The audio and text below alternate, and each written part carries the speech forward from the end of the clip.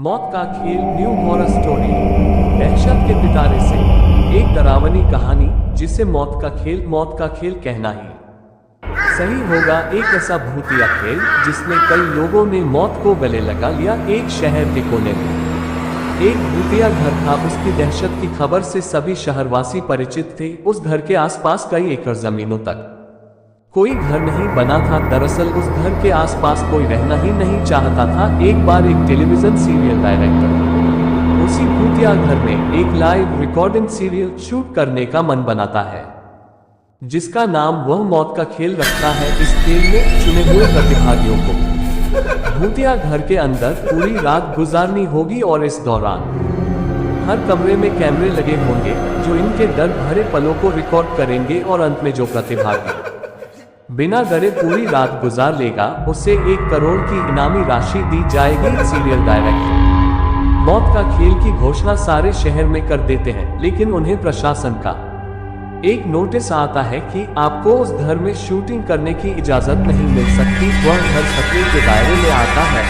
Serial director बहुत नामी हस्ती था, इसलिए वह निजी तौर पर प्रतिभागियों की जिंदगी की सुरक्षा की गारंटी ले लेता है और कुछ शर्तों को लागू करने के बाद प्रशासन से उस भूतिया घर में सीरियल रिकॉर्ड करने की मंजूरी मिल जाती है, जिसके लिए उसे 2 गुने पैसे खर्च करने पड़ते हैं। प्रशासन की परमिशन मिलते ही पूरे शहर में मौत का खेल के पोस्टर चिपक जाते हैं। मौत का खेल शहर में होने वाला था, लेकिन लोगों में उत्साह से ज्यादा दहशत भरी हुई थी। पूरे शहर को यकीन था कि इस प्रोग्राम में हिस्सा लेने वाले लोग जिंदा नहीं बचेंगे, लेकिन ये दुनिया तरह तरह की इंसानों से भरी है। उस प्रोग्राम में इनाम की लालच में कुछ लोग हिस्सा लेने पहुंचते हैं। सभी प्रतिभागियों को उनके नंबर दिए जाते हैं और साथ ही उनके हाथ में एक इलेक्ट्रिक ब्रेसलेट बांधा जाता है। यदि उन्हें डर लगे तो वो उसमें लगी बटनों को दबाकर इस प्रोग्राम से बाहर आ सकते हैं। प्रतिभागियों में 12 लड़के और 3 लड़कियां होती हैं। दिन के समय बिल्डिंग के कमरों में कैमरे लगा दिए गए थे, क्योंकि रात को भूतिया आत्माएं उस बिल्डिंग के कमरों में दहशत का तांडव मचाती है और रात के समय अंदर जाने की हिम्मत बहुत कम लोग ही जुटा पाए थे। एक एक करके सभी प्रतिभागी अंदर चले जाते हैं। सभी अपने नंबर के हिसाब से अपने कमरे को चुनते हैं और अंदर जाते ही सभी को अंदर से ताला लगाकर चाबी बाहर फेंकनी होती है। दरवाजे का ताला इलेक्ट्रॉनिक बनाया गया था।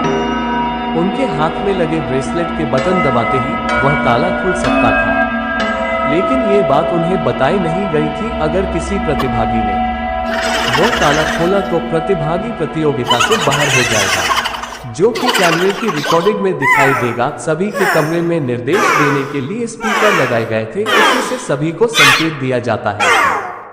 सभी जल्द से जल्द अपने कमरे का ताला बंद करके चाबी दरवाजे के नीचे से बाहर फेंके और इसके बाद कमरे की लाइट बंद की जाएगी। निर्देशों के अनुसार सभी अपने कमरे को अंदर से बंद कर देते हैं और चाबियां दरवाजे के नीचे से फेंक देते हैं। कैमरे नाइट मोड रिकॉर्डिंग के अनुरूप लगाए गए थे, इसलिए भले ही प्रतिभागियों के कमरे में अंधेरा हो, लेकिन दर्शकों को टेलीविजन स्क्रीन में सब कुछ नजर आ रहा होता है। धीरे धीरे डर की दस्तक हो जाती है। प्रतिभागियों में से एक लड़की अचानक अपने कमरे में चीखने लगती है। उसे ऐसा लगता है कोई उसका गला दबा रहा है और वह छटपटाने लगती है। कुछ ही देर में वह डर से बेहोश हो जाती है। उसके बेहोश होते ही लाइव सीरियल देख रहे दर्शक घबरा जाते हैं। अचानक एक एक करके सभी प्रतिभागियों पर भूतिया हमले होने लगते हैं, लेकिन ताज्जुब की बात तो ये थी कि सभी प्रतिभागी अपने आप को स्वयं ही नुकसान पहुंचा रहे थे। कैमरे की रिकॉर्डिंग में साफ साफ नजर आ रहा था कोई अपने चेहरे पर खरोंच रहा था, तो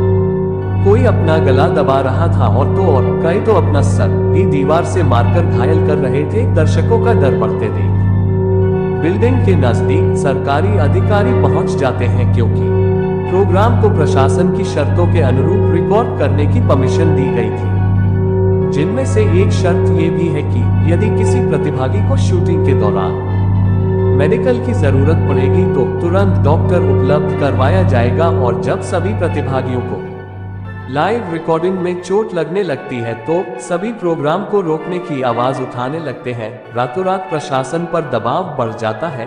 दर्शकों में दहशत फैलते देख प्रोग्राम का प्रसारण रोकने के आदेश आ जाते हैं। तुरंत प्रोग्राम का टेलीकास्ट रुक जाता है और अब जद्दोजहद होने लगती है। सभी प्रतिभागियों को बचाने की फायर ब्रिगेड की गाड़ी बिल्डिंग के बाहर पहुंचती है, लेकिन रात के समय उस भूतिया बिल्डिंग के अंदर जाने की हिम्मत फायर फाइटर्स की भी नहीं होती। सभी बाहर से खड़े होकर प्रतिभागियों की मौत का तमाशा देख रहे थे, क्योंकि सभी उस बिल्डिंग के खूनी इतिहास से अच्छी तरह वाकिफ थे। कमरे में लगे हुए स्पीकर की मदद से सीरियल का डायरेक्टर प्रतिभागियों को ब्रेसलेट का बटन दबाकर बाहर आने का निर्देश देता है, लेकिन किसी प्रतिभागी को स्पीकर से कोई आवाज सुनाई नहीं देती और न ही प्रतिभागी इतने कंट्रोल में थे कि वह ब्रेसलेट की बटन दबा सके। देखते ही देखते सभी प्रतिभागी लाइव रिकॉर्डिंग में ही आत्महत्या कर लेते हैं, लेकिन सब जानते थे कि ये भूतों के द्वारा किया गया नरसंहार है। सुबह होते ही सबकी लाशें निकाली जाती है और सीरियल डायरेक्टर को भारी मुआवजे के साथ कई साल की जेल की सजा सुनाई जाती है और उस बिल्डिंग को हमेशा के लिए नो विजिट जोन घोषित कर दिया जाता है। और इसी के साथ यह कहानी समाप्त हो जाती है। चैनल को लाइक और सब्सक्राइब करें। धन्यवाद।